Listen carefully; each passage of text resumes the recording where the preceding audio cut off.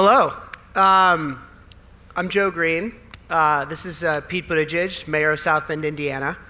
And first of all, I want to thank Mark because at the very last minute, I told him that one of my oldest and dearest friends was running for chair of the Democratic Party and was going to be in town. And he's like, just cleared the deck, made time on stage. So I'm a native Angelino, LA enthusiast. Got my LA shoes and my LA socks on. And serial entrepreneur, started a company called Causes, Nationbuilder, a group called 4.us, which does advocates for immigration reform. And Pete and I have known each other since we were undergrads at Harvard together. He then went off to be a Rhodes Scholar. We worked together on the Kerry campaign in Arizona, so we've been through political defeat before. He then went back to his hometown in South Bend, Indiana, ran for state treasurer, got his ass whooped. Then ran for mayor of his hometown, which he won.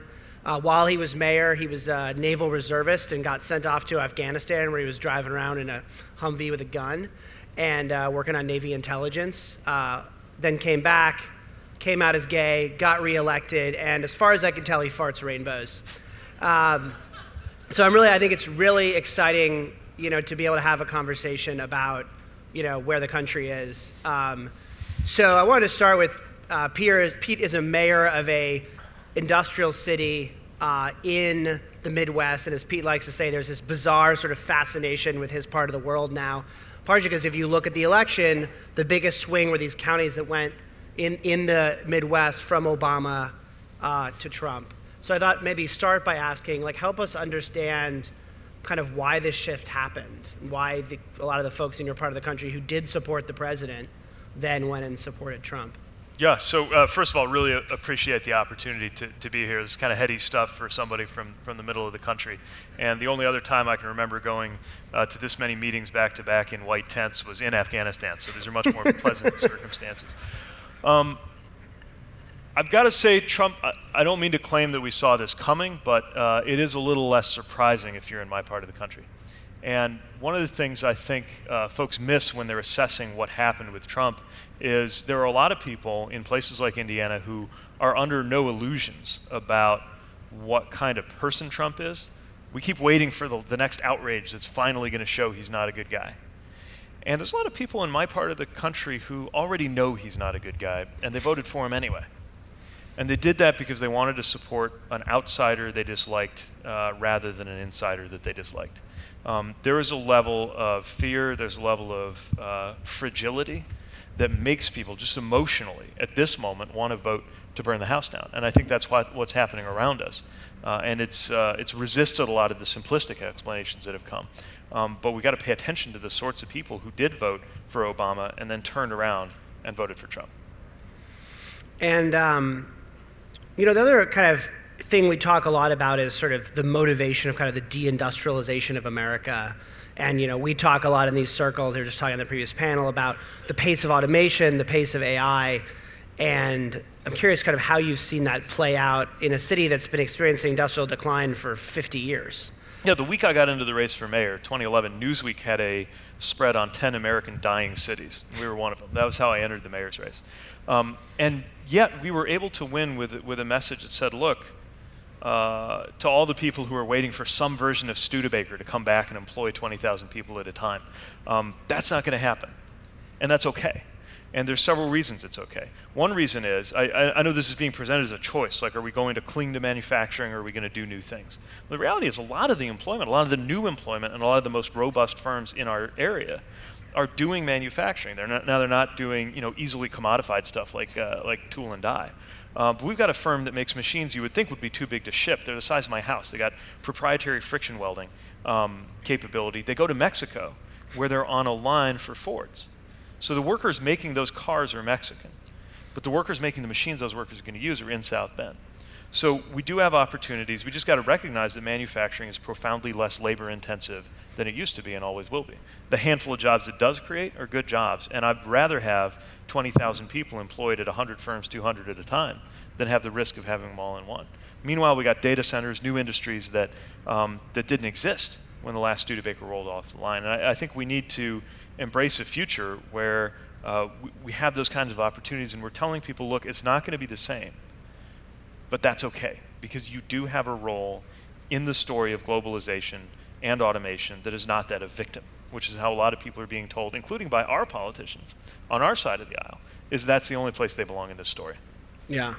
It reminded me of a conversation we were having previously about sort of retraining and job retraining and kind of how people respond to that. Yeah. People in my part of the country, at least the ones I know, do not want to hear about your retraining idea. And I know it's fashionable, and at a certain level, policy-wise, it's not wrong. But the way we talk to people, I mean, if you're middle-aged and you've been making good money with a high school education on the line in manufacturing, and we're going to tell you that you're going to work on computers, which is the phrase they always use, work on computer, whatever that is. They go, they take the classes, they do what we tell them to do, and the next thing they know, they're competing with somebody with the same training who's 20. And at the same time, they've lost something much more important than their income, which is their identity. I mean, it's just part of American culture that, what's the first question we ask you is, what do you do, right? We've got to make sure that, yes, we create different career opportunities for people who are going to be displaced by what's happening in industry, but we do it in a way that doesn't threaten their identity. And I think that's where we need to have a new vocabulary about opportunity, about making sure that workers are able to win, not telling them that they're sort of busted and we're going to rewire them and then send them out in the market and they'll be fine. So, even if, frankly, if Hillary had won, the Democratic Party would still be in pretty dire straits. In the last, I think it's 90 years ago that we had as low in terms of number of state legislative seats, governor's seats, statewide offices, Congress, Senate. How did we get where we are? Give us some perspective. Yeah, I think there are a lot of issues that brought us to this point. Some of them are structural. Some of them have to do with a system that really is rigged. Not in the Donald Trump way of busloads of illegal immigrants voting. That doesn't happen. But who can look at the way our districts are drawn and not say that our elections are nakedly rigged most of the time? Politicians choose their voters rather than the other way around. And that didn't just happen. It happened as the consequence of folks on the other side of the aisle patiently and cleverly over decades building majorities in offices that aren't talked about at very high levels, offices that are not sexy. County sheriff, they know that's the pipeline that gets you the state legislature, that is the people who actually draw these districts and affects the way our Congress is made up. They have been much better at laying groundwork and thinking more than one cycle at a time. And the Democratic Party, which is supposed to be the smart party, frankly got outsmarted in a lot of ways by those maneuvers, and we're paying the price now. Good news is it's not too late. As a matter of fact, 2020 will be the next U.S. Census and the next redistricting. And we need to work on two things at once. One, making sure the way districts are drawn is fair and nonpartisan. And two, knowing that there's a lot of places where that's just not going to happen in time, making sure we win in the places where it is partisan so that we can break these Republican supermajorities. I mean, living as a mayor in Mike Pence, a Democrat mayor in Mike Pence's Indiana, I've seen firsthand what happens when you allow a state house supermajority driven by ideology to roll over everybody, and it's not pretty. Well, and speaking of the deck being stacked, you're in one of the states that's sort of been on the forefront of voter suppression or voter ID laws. Like, how has that affected things? I mean, so I work in the county city building. It's a 14th century, 14-story. It's more of a 50s. Ancient Indiana. Yeah, no, the architecture's more East German, maybe is what it said. But it's our county city building, and we love it. And the lobby of it is an early voting site. So for a month leading up to Election Day, on my way to work, going to the elevator up to the mayor's office, I'd see these people lining up to vote. And there was also a big sign on the door that said stop. It was literally a stop sign. It says stop. Here's all the terrible things that are going to happen to you if you do anything wrong, and if you don't bring your ID and so forth. It's telling people not to vote. Because there's one party in American politics that does better, as a rule, when fewer people vote. And we've already got the lowest voter turnout or one of the lowest in modern society. The voter suppression is not symmetrical. It has consequences. And we've got to face it and confront it and talk about it. And we've got to recognize that voter suppression is voter fraud. Right. Not that it is a response to voter fraud. Well, and the scary thing is, the worse that gets, the harder it is to undo. That's right. It's self-reinforcing. People forget that, even in this last election, Democrats overall in the House won, I think, a couple million more votes than Republicans altogether in the House. So because of the way districts are drawn, the Republicans have a massive lead in the House. So, Pete and I got to know each other, I think, debating political philosophy in college. How fucked is the current situation? Like on a scale of like kind of fucked to Hitler, where are we, and like what do we really need to be paying attention to? It's quite fucked. And the things we need to pay attention to, I think, are twofold. One is within the framework that we've got, just making sure that the republic survives. And that means its own set of disciplines around not being so choked up on our own outrage of whatever happened yesterday that we forget to plan for what's going to happen in a week or 6 months. And at the same time, there have to be some framework transforming activities, because the way that our democracy itself has been skewed is a threat to the republic. And we've got to not only acknowledge that, but we've also got to recognize that what's on the line right now is that the idea that you make decisions based on the truth or on evidence has gone from being a universally accepted assumption to a politically contested idea. And that means that the Enlightenment itself is under attack.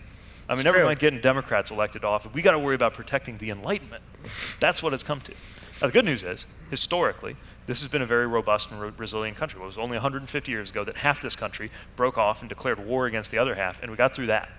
So at the end of the day, I'm still an optimist about America, but I would say this is probably the worst shape we've been in terms of the condition of the republic. Well, and also the last time that the executive branch and the courts actually refused to accommodate each other was when Lincoln was detaining prisoners. So it's literally been since the Civil War that we're now at the point we're at where we are that close to the court saying, hey, Customs and Border Patrol, you can't do that, and them saying, go fuck yourself, and them saying, fine, send in the U.S. Marshals and arrest the customs officer, and the Justice Department saying, go fuck yourself, and then the Constitution doesn't work anymore.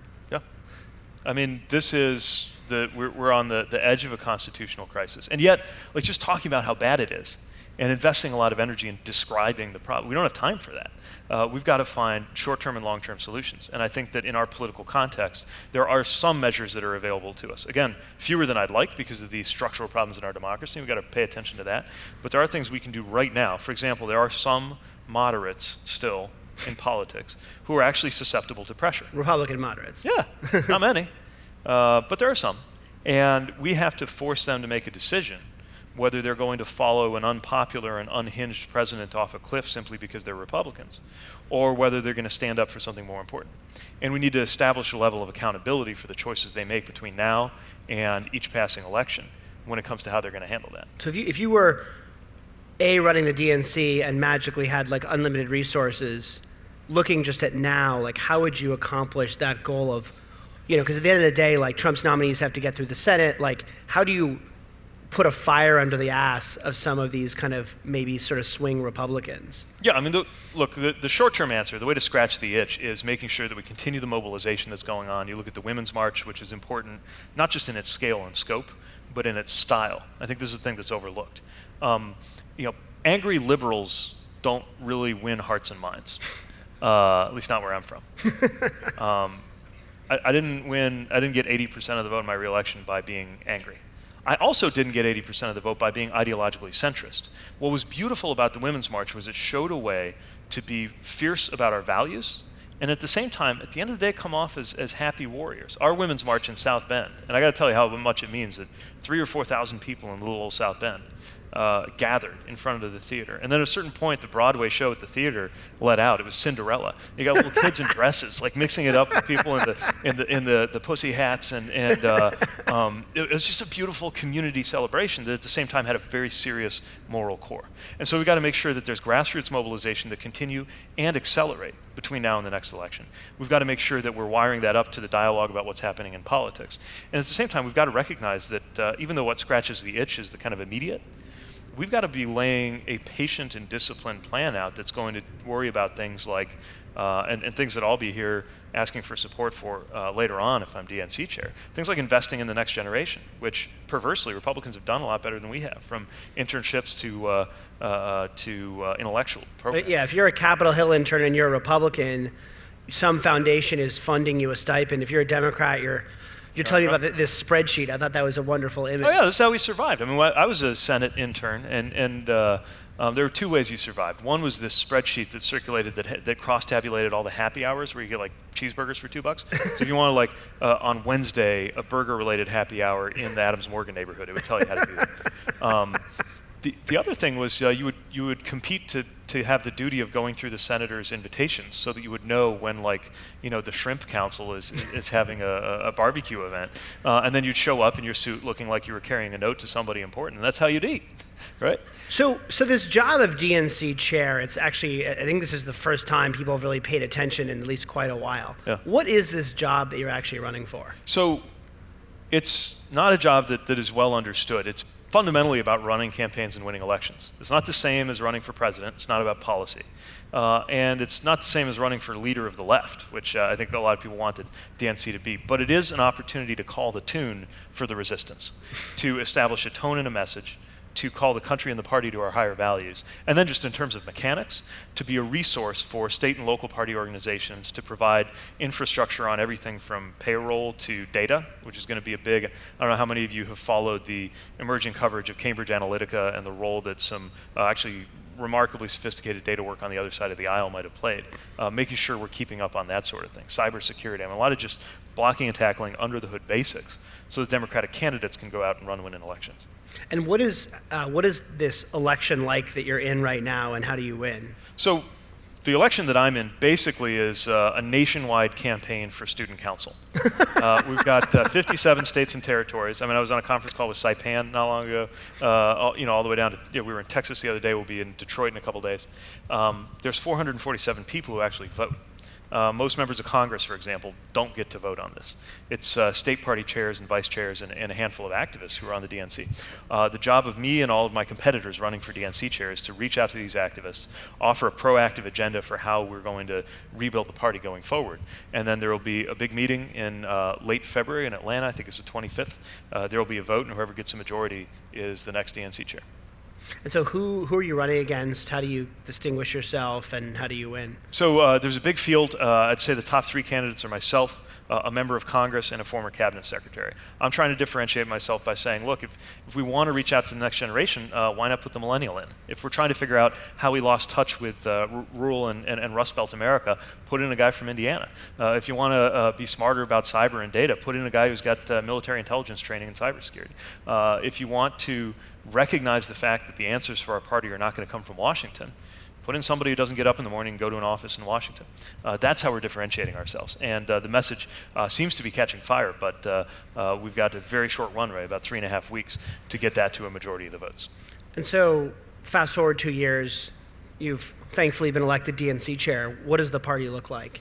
Two things have happened. One is that the party is nimble enough that we've run and won in elections, not just Congress and Senate, which is going to be a real challenge because of the map, but also the less sexy and very, very important state and local elections. That's one thing that will have happened.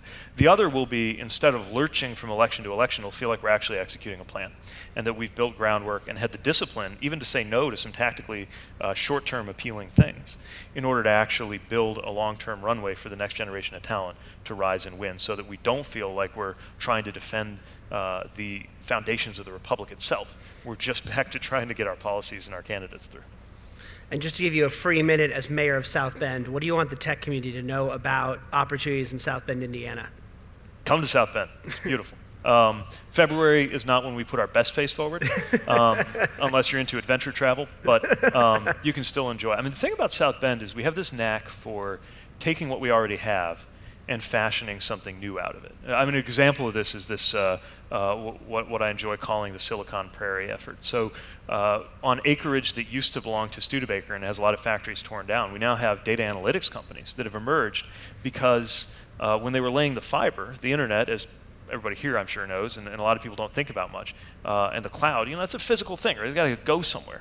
And the fiber followed the railway and highway right-of-ways, which went through our town for industrial reasons. So just at the moment when it seemed like there was no utility in an acre of land alongside a railway with 3 unused power substations next to it, somebody figured out that a place with cheap power, high fiber, and cold weather is actually a great place to put in data centers. Yeah.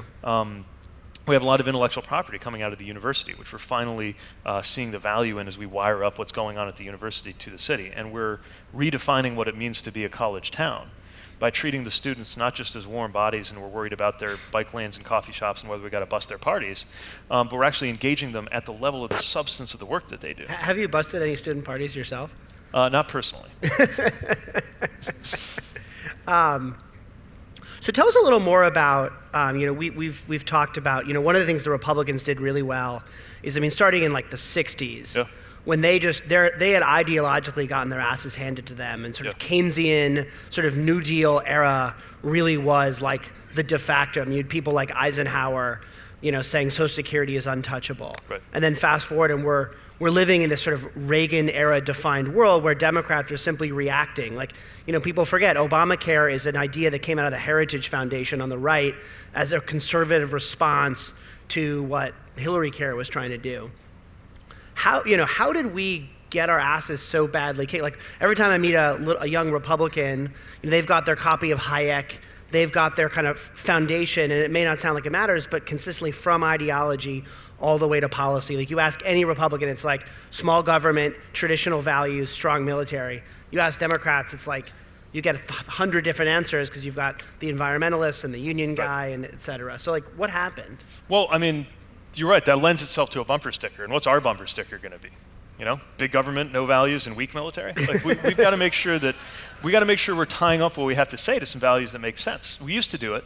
We were doing it so well that Republicans felt the need to erect an elaborate think tank infrastructure and ideological infrastructure that backed their political infrastructure. They spent the 60s, 70s, and 80s doing it. In the 90s, it paid off to where even a Democratic president was doing what used to be thought of as Republican things. Now we are in a world where the center itself has moved to the right, and we're in this crazy hall of mirrors where the president of the United States is not a liberal, not a conservative, and not a moderate. So this is the moment where we have to get back to the relationship between our policies and our politicians and our values and our ideas. And I think it's there. We have to lay it out, and we have to talk about our decisions in terms of our values rather than in terms of the Republicans. And this is the great danger of Trump, right? He's so distracting, he's so fascinating, and he's so dangerous that we spend all our time talking about him, and folks at home are saying nobody's talking about me. We've got to make sure that we are talking in terms of our values first. And then when he does something, or anybody does something, that is offensive to those values, and this is why it was really important to see how this community had a fire lit under it by the immigration action, right? That we're talking about the values and about the human beings that it affects. We are inclined, just for whatever reason, to talk in abstractions and concepts. And actually, as strong as we have to be in our values, we should never forget to talk about how it cashes out in people's everyday lives. And at the same time, do that in a way that isn't, yes, you micro-target sometimes and you speak to constituencies where they are, but another thing that I think conservatives have done effectively is they have a message that makes sense to their different parts of their coalition across the board. We tend to speak to the parts of our coalition one at a time. And so we'll often say something to one group we'd actually be a little embarrassed to have repeated to another group. That's how we got into a lot of silos of identity politics. And I think generationally there's an opportunity to get out of that. I spent Thanksgiving morning in a deer blind in northern Michigan with my boyfriend's father. That's not a sentence that people used to be able to say. So some of the assumptions that we attach to people's identity groups and lifestyles aren't really going to work now anyway. It's a great moment to get back to the basic values that make us Democrats in the first place. So we're almost out of time. How can people, if they want to get involved and help out what your race for DNC chair, how can they do that? So our website, petefordnc.com, has a more specific account of what we're trying to do. It's got a platform as well as some materials and info. It's also got a way to contribute financially, which we're always looking for support to get our message out. And if you happen to know anybody who's on the DNC, any one of these 447 members, some of whom are right here in this area, but you never know who in this room might know the vice chair of the Idaho Democratic Party. Reach out to them. And then we're also trying to amplify on social media our account of how this actually works, because we're trying not only to run and win for this race for DNC chair, but also to model what it is like to be a happy warrior. This is a season for happy warriors who are fierce in protecting our values, but also have a tone that makes people want to get on board and do what we're doing. And I think the opportunity there is at hand if we're willing to jump in and take it. And Pete will be around for a while during lunch if you want to say hi. Thank you guys so much for all the time and attention. Really appreciate it. And in talking to people, there's a lot of enthusiasm for, saving the republic, which seems like a pretty good thing to care about. So thanks a lot, and thanks, Pete. Thanks a lot, Jim.